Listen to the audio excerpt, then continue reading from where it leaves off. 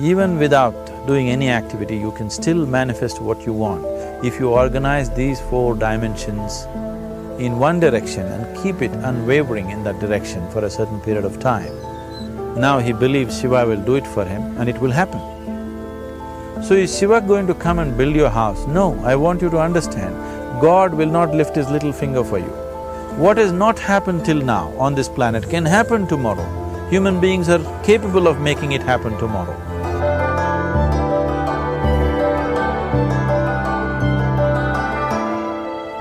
Everything we as human beings have created on this planet was essentially first created in our minds.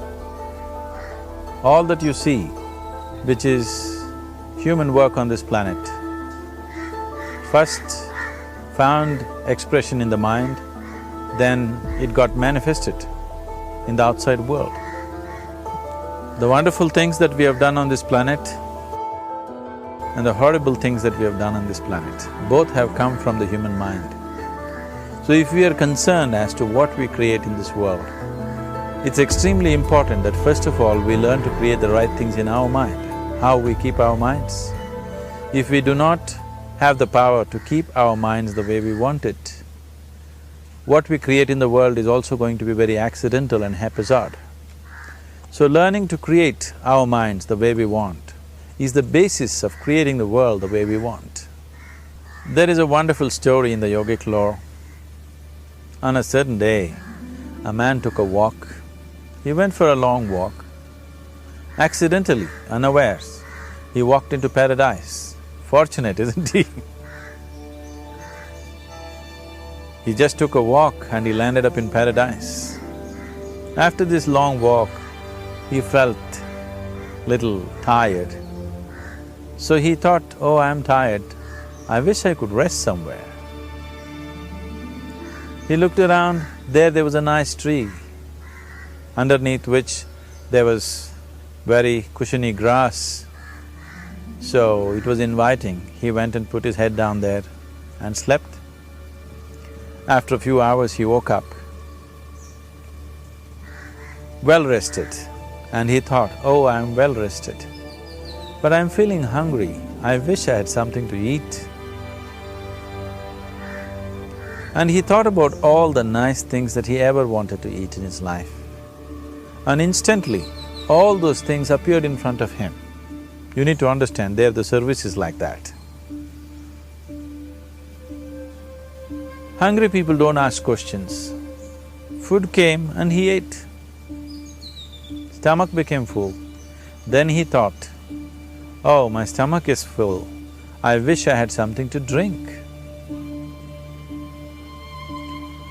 All the nice things that he ever wanted to drink, he thought about it and all of them just appeared in front of him. Drinking people also don't ask questions, so he drank.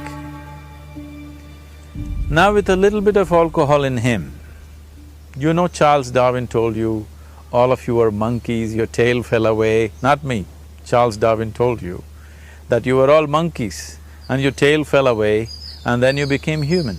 Yes, definitely the tail fell away.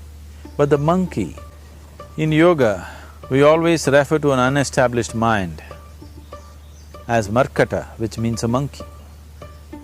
Why we are referring to the mind as a monkey is, what are the qualities of a monkey? One thing about a monkey is, it's unnecessary movement. And another thing about the monkey is, if I say you're monkeying somebody, what does it mean? Imitation. Monkey and imitation have become synonymous. So these two essential qualities of a monkey are very much the qualities of an unestablished mind. Unnecessary movement, you don't have to learn it from the monkey, you can teach it to the monkey. And imitation is full-time job of the mind. So when these two qualities are on, a mind is referred to as a monkey. So this monkey became active within him. He just looked around, thought, what the hell is happening here? I asked for food, food came. I asked for drink, drink came. There must be ghosts around here. and ghosts came. Oh, the ghosts have come, they're going to surround me and torture me, he thought. Immediately the ghosts surrounded him and started torturing him. Then he started screaming in pain and said, oh, they're going to kill me, and he died. Just now he said he's a fortunate being. The problem is he was sitting under a kalpavriksha or a wishing tree. He asked for food, food came, he asked for drink, drink came, he asked for ghost, ghost came, he asked for torture, torture came, he asked for death, death happened. Now don't go looking for these kalpavrukshas in the forest. You can barely find a tree these days. A well-established mind, a mind which is in a state of samyukti, is referred to as a kalpavriksha. If you organize your mind to a certain level of organization, it in turn organizes the whole system. Your body, your emotion, your energies, everything gets organized in that direction. Once all these four dimensions of you, your physical body, your mind, your emotion and the fundamental life energies are organized in one direction, once you are like this, anything that you wish happens without even lifting a little finger actually. It would help to assist it with activity, but even without doing any activity, you can still manifest what you want if you organize these four dimensions in one direction and keep it unwavering in that direction for a certain period of time. Right now the problem with your mind is, every moment it is changing its direction. It is like you want to travel somewhere and every 2 steps if you keep changing your direction, the question of you reaching the destination is very remote unless it happens by chance. So, organizing our minds and in turn organizing the whole system and these four basic dimensions of who you are right now in one direction, if you do this, you are a kalpavruksha yourself. Anything that you wish will happen. But right now, if you look at your lives, everything that you have wished for till now, if it happens, you have finished. Everything and everybody that you have desired for, if all of that lands up in your house today, could you live with that?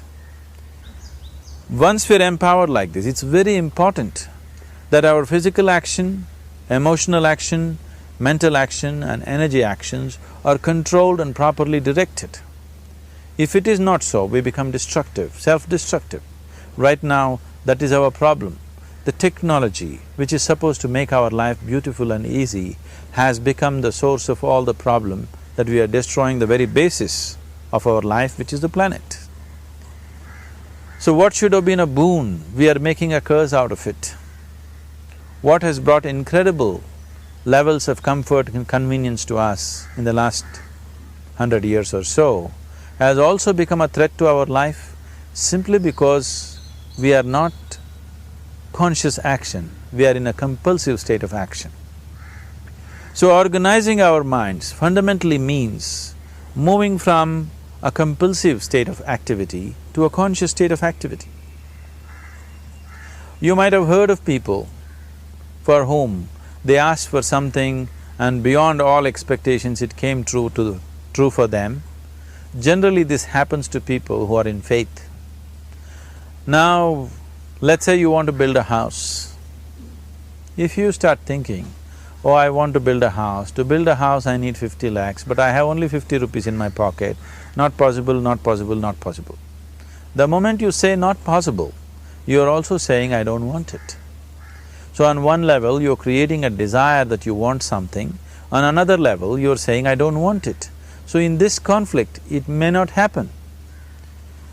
Someone who has some faith in a god or in a temple or whatever, who is simple-minded, faith works only for those people who are simple-minded. Thinking people who are too much thinking, for them it never works. A childlike person who has a simple faith in his god or his temple or whatever, he goes to the temple and says, Shiva, I want a house. I don't know how, you must make it for me. Now in his mind there are no negative thoughts. Will it happen? Will it not happen? Is it possible? Is it not possible? These things are completely removed by this simple act of faith. Now he believes Shiva will do it for him and it will happen. So is Shiva going to come and build your house? No, I want you to understand, God will not lift his little finger for you. What you refer to as God is the source of creation. As a creator, he has done a phenomenal job, there's no question about it. Could you think of a better creation than this? Is it in anybody's imagination to think anything better than what is there right now?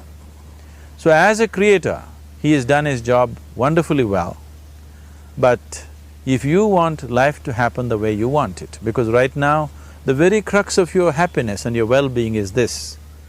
If at all if you're unhappy, the only and only reason why you're unhappy is life is not happening the way you think it should happen. That's all it is.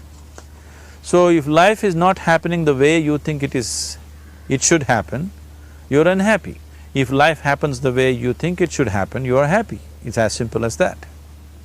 So if life has to happen the way you think it should happen, first of all, how you think, with how much focus you think, how much stability is there in your thought, and how much reverberance is there in the thought process will determine whether your thought will become a reality or is it just an empty thought.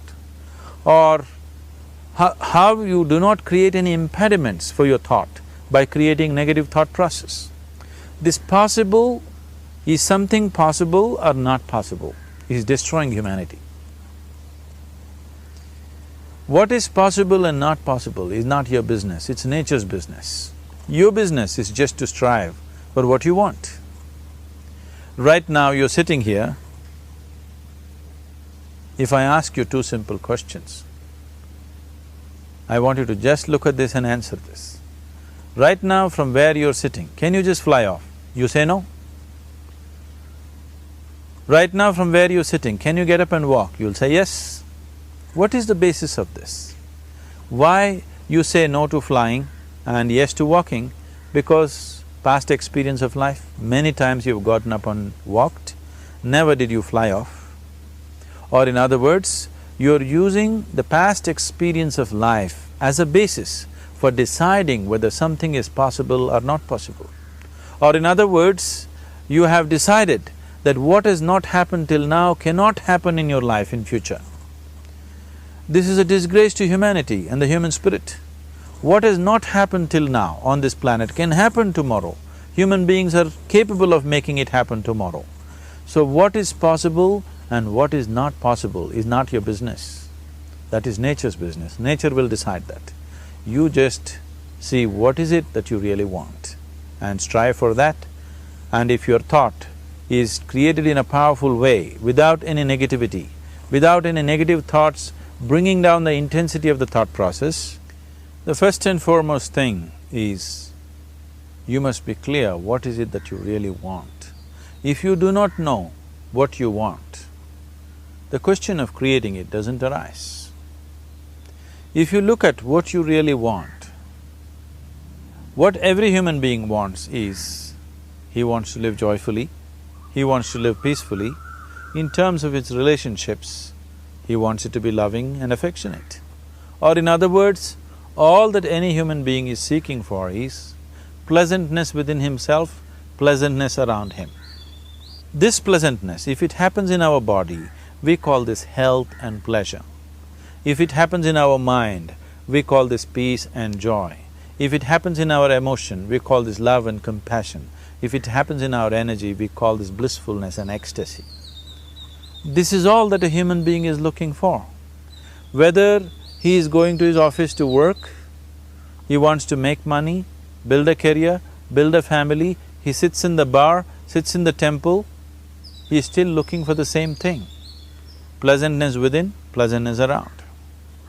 If this is what we want to create, I think it's time we addressed it directly and commit ourselves to creating it.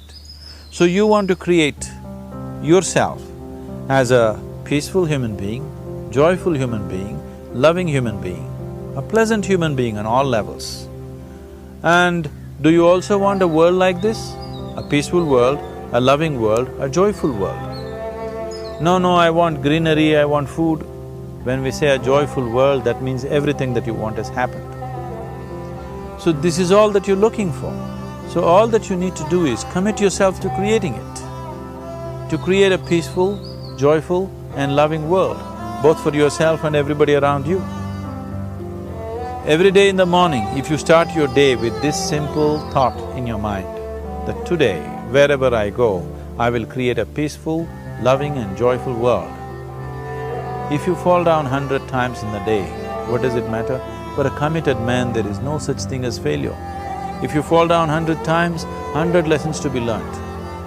If you commit yourself like this to creating what you really care for, now your mind gets organized. Once your mind gets organized, the way you think is the way you feel, your emotion will get organized. Once your thought and emotion is organized, your energies will get organized in the same direction. Once your thought, emotion and energies are organized, your very body will get organized. Once all these four are organized in one direction, your ability to create and manifest what you want is phenomenal. You are the creator in many ways. That which is the source of creation is functioning within you every moment of your life. It is just that, have you kept access to that dimension or not? Organizing the four basic elements of your life will give you that access. There are tools and technologies to do this. The whole science of yoga, the whole technology that we refer to as yoga is just about this, transforming yourself from being just a piece of creation to become a creator.